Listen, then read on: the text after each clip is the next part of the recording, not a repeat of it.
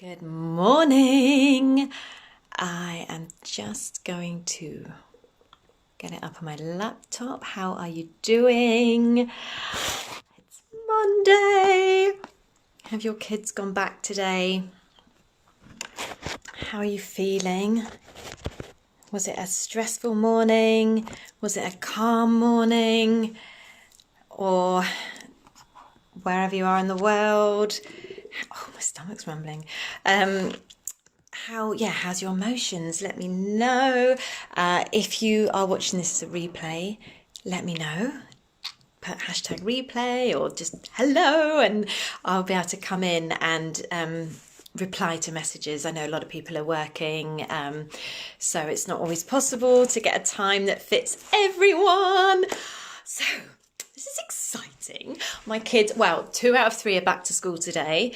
My Clem woke me up at 5 because he was anxious and worried about being, hi Paula. He was worried about being late. So we ended up getting to school an hour early because I just couldn't bear it in the end, the stress of, because we live about an hour away from school. And I kept saying, I promise we won't be late. I promise we'll be late. But then I started questioning, like, oh gosh, what happens if we are late? What happens if something happens with the traffic? So we left at like 7:30 this morning, and they didn't have to be in school till 9:10. So we were sat around. But at least he felt like we were taking action. And I think if I'd just been here, I would have gone balmy. The anxiety was building up. So so they've gone to school. It was so sweet seeing them back with their little buddies. And so lovely. It was all a bit odd. They were sort of like social distancing, lining up, and they're going to be in these bubbles, and who knows how it's all going to work out. But they've gone to school, 2 out of 3. My third is going tomorrow, which means I'm back to like a kind of old reality, but it's a new reality as well. You know, it all feels like so much has happened since the last time they were at school. I mean, it was March when they last were there. So we just take a deep breath. Let's just ground into this moment and arrive here. So this week I am doing a 5-day quest called Lean into Joy. And it's in preparation for my course, which starts on the 17th of September, Wildflower Woman, Grow Untamed. I wanted to just have a chance to connect with you, maybe tempt some of you to come onto the course, but also I just love doing challenges. I love the more people join in, the better they are. I'm really hoping some more people will come along as we get going. If you know anyone you can invite or share, that would be just amazing. So today's theme is compassion. Hey Michelle, how are you doing? So compassion, self-compassion more specifically, is the way that we talk to ourselves. It's our inner voice. It can be our inner cheerleader, or it can be our own worst critic. And over time, the way that we speak to ourselves, it kind of becomes ingrained in our neural pathways. So, you know, every time you have a thought, parts in your brain light up and they're sending the message. And the more you have the same thought, the more that pathway becomes ingrained, to the point where you're having habitual thoughts, and these will be like thoughts on repeat. And if we're not careful, they can be really negative thoughts, like I'm so stupid, oh what an idiot. You know, we've all had those days where we do something like we can't find our keys, or we're late again. We can be really harsh on ourselves, and that voice can really pull us down if we're not careful. So if we are continuously pulling ourselves down, talking to ourselves like we don't love ourselves, talking to ourselves like we're an idiot, talking to ourselves like we would never ever talk to anyone else. This is the silly thing. You know, we are with ourselves all the time, and yet we can be so mean. And if we are not careful, and if we don't become aware and make shifts, we can really drag ourselves down. So when we start having habitual negative thoughts, negative inner criticism, we can almost impound, we can self-actualize, we can start feeling depressed or anxious. So we want to look at where these thoughts are coming from, how can we shift them? And this is where being aware is the first step. Noticing. You know, if you think that thought, just stop for a minute and go and question, is that thought 100% accurate? Very unlikely it is. And if it isn't, open yourself up to a little bit of curiosity and try and think, what else could I say to myself? How would I talk to little me if she was there 5 years old? How would I talk to my friend who was going through a really challenging time? And in her mind, she might just think she's completely fucking up. But as her friend, you're able to show compassion. You're able to hold the space. You're able to be loving. That's the voice we want to be talking to ourselves with.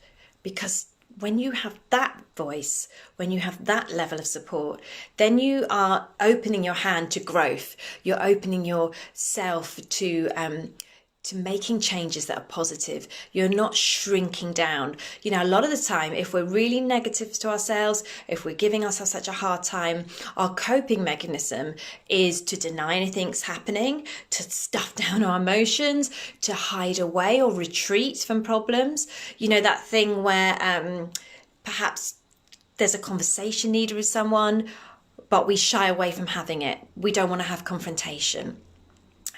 We're already giving ourselves such a hard time. We don't, or someone else criticizes us and we totally fall apart. We just can't handle it because it kind of impounds what we're already thinking about ourselves. Hey! So when we're having all these thoughts, an underlying bottom belief that is often there is shame. And shame is different from guilt. So guilt is like our feeling of what we did, something we did, we feel guilty about. Shame is the feeling that we have about ourselves. A lot of time we are shamed as children, and you know, it's a very prevalent way of reprimanding kids, isn't it? You shame them into trying. I mean, we do it to our partners. We think if we shame them that they will then act differently and act better. So this is often the underlying motivator to this negative self-talk that we have, and it's always destructive. It's these I'm not enough, I'm stupid, you know, and it's the I words followed by negative. So what we want to do is stop and open ourselves up to curiosity. Are we being accurate? Unlikely. Probably, definitely, no. So we open ourselves up to thinking, okay, is this accurate? No. So can we reframe it? Can we change it? Can we twist it? Can we be kind to ourselves? Can we treat ourselves like we would treat a good friend? So the reason we want to change this thought pattern is because if we are constantly being negative about ourselves, we are going to start being negative about lots of things. We are going to, when people say like, oh, I'm giving you a hard time, but it's just as bad. I give myself even more of a hard time, which is just ridiculous.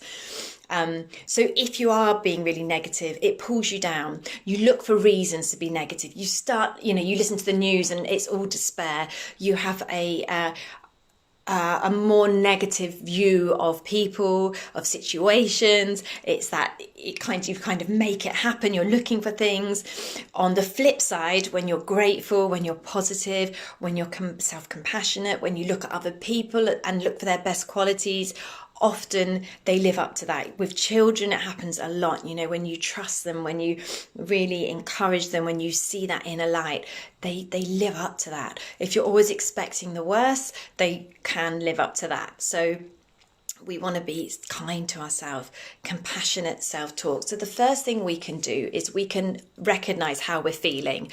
So we can, instead of thinking, I'm stupid, I'm an idiot, we can take the emotion. I feel hurt.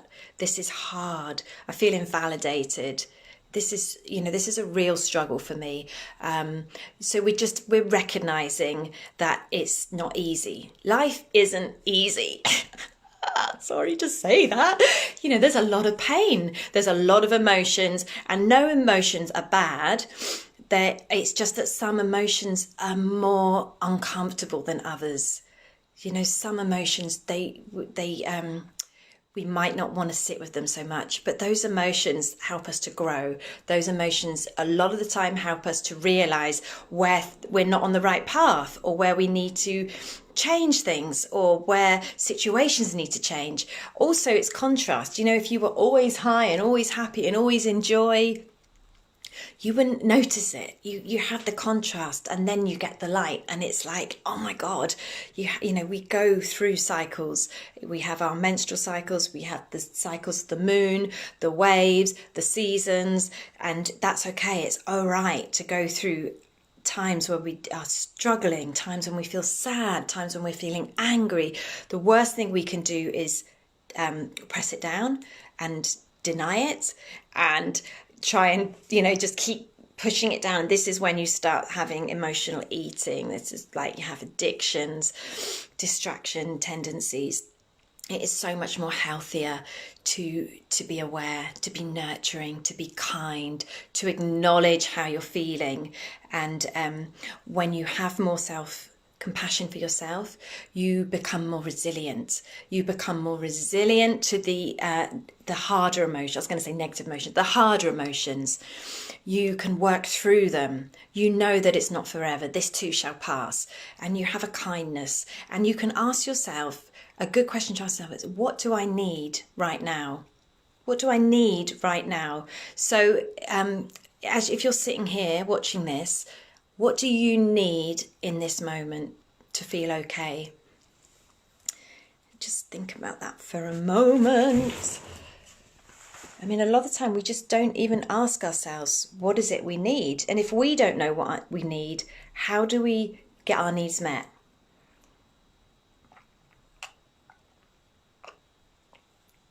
So we want to be saying goodbye to those, I'm stupid, I'm an idiot, I always do this, I always have the crap men, I always fuck up, my life is shit. We want to stop those. If you start becoming aware of it, like some people have like a band or something, and every time they have this negative thought, you put the band over, and flip it. Say something nice about yourself, even if it is literally like, oh, my hair looks good today. But be kind. Be kind. You wouldn't talk to your beautiful little inner. Have you seen the film where they get them to talk about the negative things they say, and then they get the photo of them as a little child, and they say, right, say it to your child, and the people are like, oh my God, that feels just so mean and horrible. Why would I talk to someone like that? We need to talk to ourselves with a kindness and a love that we would give to our most beloved friend. So a practice that you can do is to write a letter to yourself, showing compassion, writing about all the things you love. And if that feels really difficult, you can write it as if you're writing to your beloved friend, or you can write it as if it's your friend writing to you, or you can write it as your higher self, your compassionate, all-loving inner self to you. What wisdom does she have for you? And really just come from a place of love, acceptance, open-hearted, encouragement. It can feel really weird to do that, but it's a really beautiful practice, and it's, you can read it again at a later date. I've written myself notes before and then found them and actually thought they were written by lovers, and been so oh my God, and then realised that I'd actually written it to myself. It's that, your brain doesn't know any different. If you're telling it something, the doom and gloom, the end of the world, it's going to believe it, whether it's true or not. So you want to start telling yourself the good stuff. You want to bring your energy up.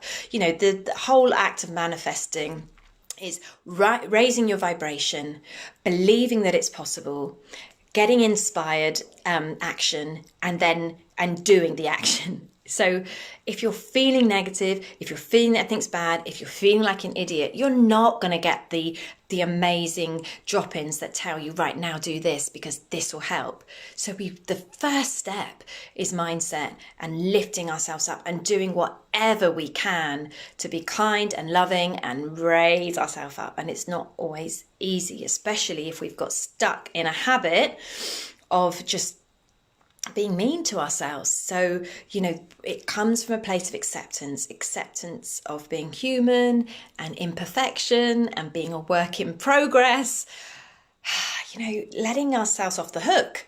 We all make mistakes.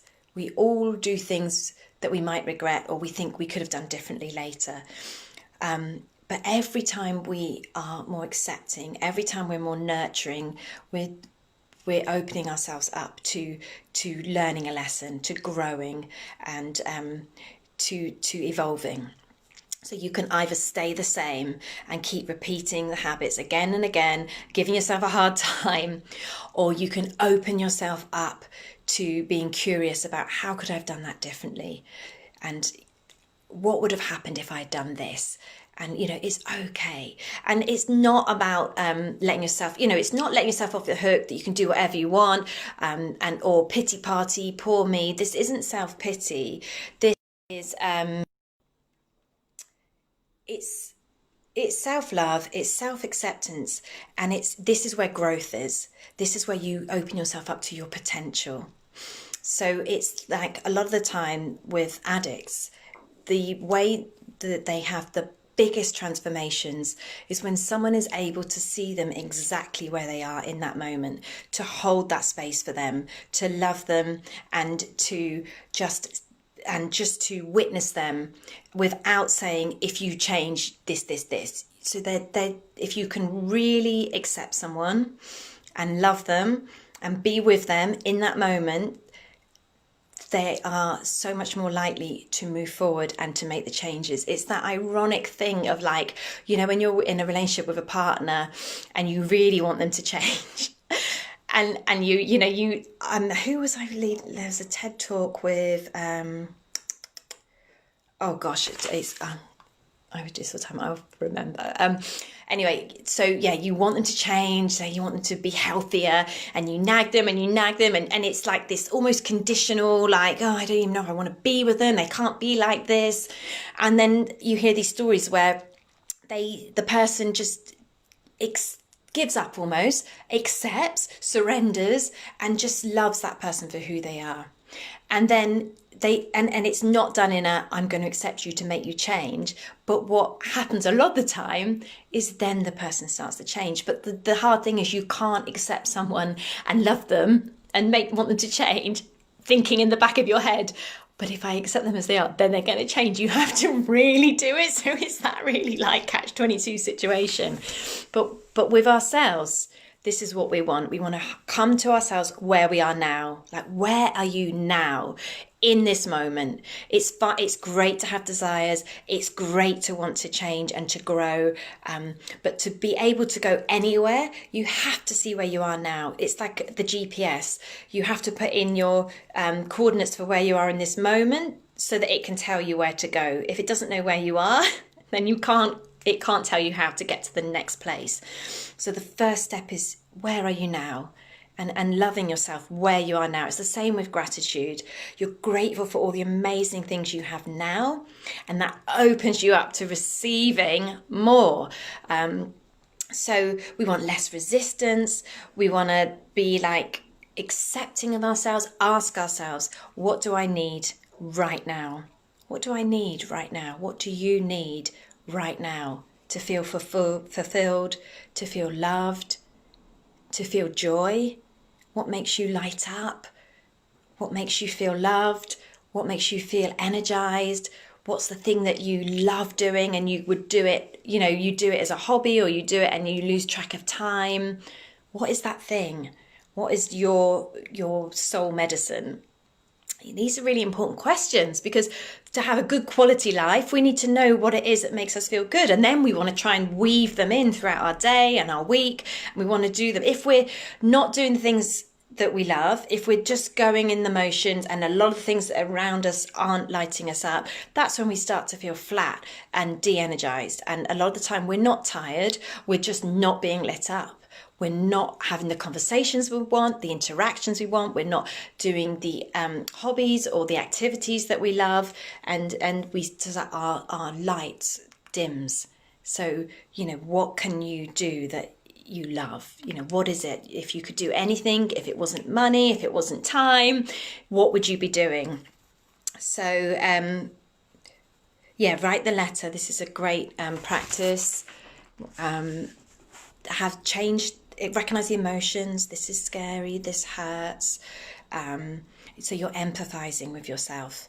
You want to really, and repeat.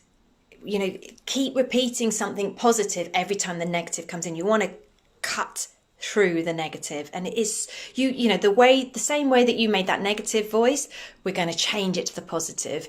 So you saturate yourself in people who are like the YouTube motivation speeches.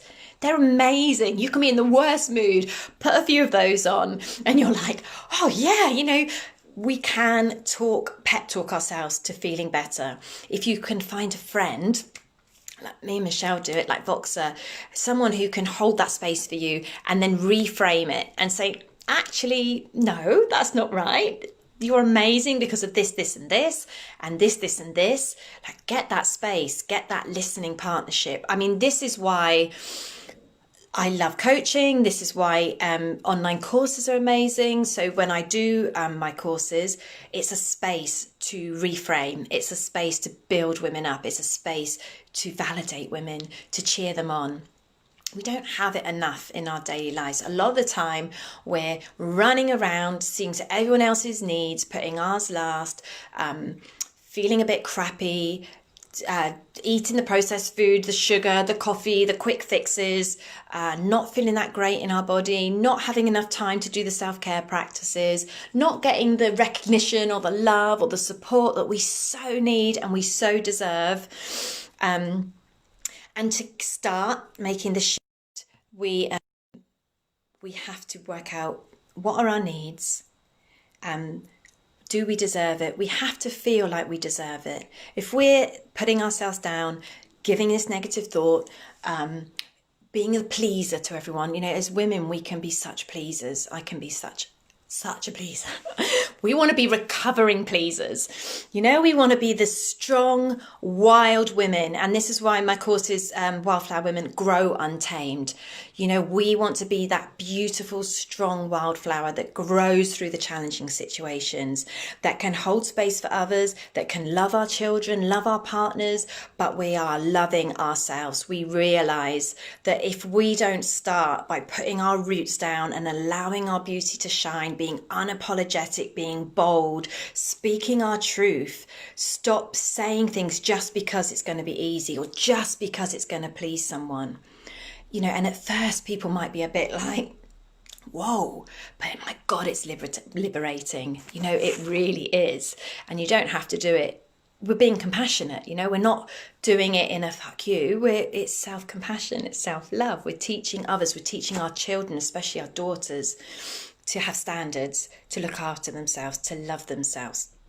So questions you can ask yourself in the moment when you're in like a self-destruction inner thing, you can say, may I be kind to myself in this moment? May I be kind to myself in this moment? May I accept this moment just as it is? May I accept this moment just as it is? May I accept myself exactly as I am? May I accept myself exactly as I am in this moment? Is that possible? May I give myself compassion? May I give myself all the compassion I need? May I give myself all the compassion I need? And you keep repeating them. Just keep repeating them and you will feel a shift.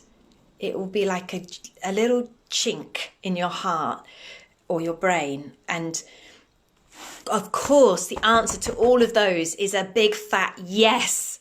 Yes, you may. Of course you may. It's just sometimes take a little bit of practice.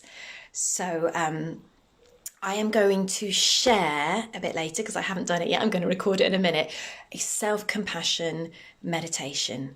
So this is an amazing way when you're just falling to sleep, listening to meditation that is just loving yourself.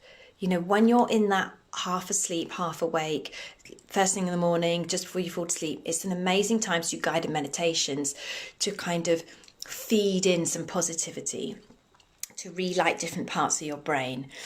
So this is why I love meditation. So your homework, if you choose to do it, is to look at yourself where you are now. Where are you in this moment, and what do you need? What do you need in this moment to feel okay? Write yourself a love letter, a compassionate, kind love letter to yourself on why you're amazing and all the amazing things you're doing, and how you are just beautiful and kind and loving and a gift to this world. Be aware, start to notice when you have a negative thought about yourself, and just stop and ask yourself, is this true? Is this 100% accurate? Start having a curious mind. Just look at your actions and the way you talk to yourself, and just be curious as to, is that the whole truth? Why would you say that about yourself? Would you say that to your best friend? And if not, you probably shouldn't be saying it to yourself. You know, if a friend rang you up and she was crying and she said, oh, I was seeing this guy and I really liked him, but, you know, he said he doesn't want to take it any further and I'm so upset. You wouldn't turn around to them and say, yeah, well, can you blame him? Like, you're neurotic, you're overweight, you're too much, you're so negative, you know, you've got no money, you've got a shopping addiction. Like, no, you wouldn't, hopefully. Hopefully, you would be there for that person and you would just say, oh my gosh, I'm so sorry, I'm here if you need me, you're going to get through this, there's plenty more fish in the sea, you know, the kind things that we want to say to ourselves. So that was day one, and it's self-love, self-compassion. It's an amazing starting point for living a life of more joy, more happiness, more resilience, and even more health, because your immune system is affected, and the more negative we are, the more we are releasing cortisol and living in fear and fight or flight. Our adrenaline is going, we're more susceptible to being run down, to having long-term states like anxiety and depression. So when we start with compassion and self-love, everything starts to lift and to bloom and to feel better. So it's such an important piece. It's so important, which is why I started with it today. So I would love any feedback. I'd love to know, you know, how you talk to yourself, if you are kind, if this is something you've worked through and you've found practice that really help you, and if you do any of the homework, how you get on with it. I will share the meditation with you later. Oh God, I'm so sorry. I've got no messages coming up on my phone, and I've just seen that there are some messages. Yeah. That's why I had my laptop up, but you know. Oh, but I'd be kind, compassionate with myself, you know, learning. So yeah, I will share the meditation. I hope you get to try it. It will be on, I'll share it here, but it'll be on SoundCloud. You can download it. So yes, practice for today is, go to bed or in the morning, listen to the meditation. I will be in tomorrow at 11. Tomorrow we are talking about gratitude. Have a beautiful, gorgeous rest of your day. And yeah, if you know anyone that you can share this with or join to the group, please do. Hi, Amanda. Just sending loads of love. I'm going to go and record the meditation on self-compassion now. So I hope if your kids went to school today, it was flowing and easy for them. And yeah, I shall speak later. Okay, see you later. Bye.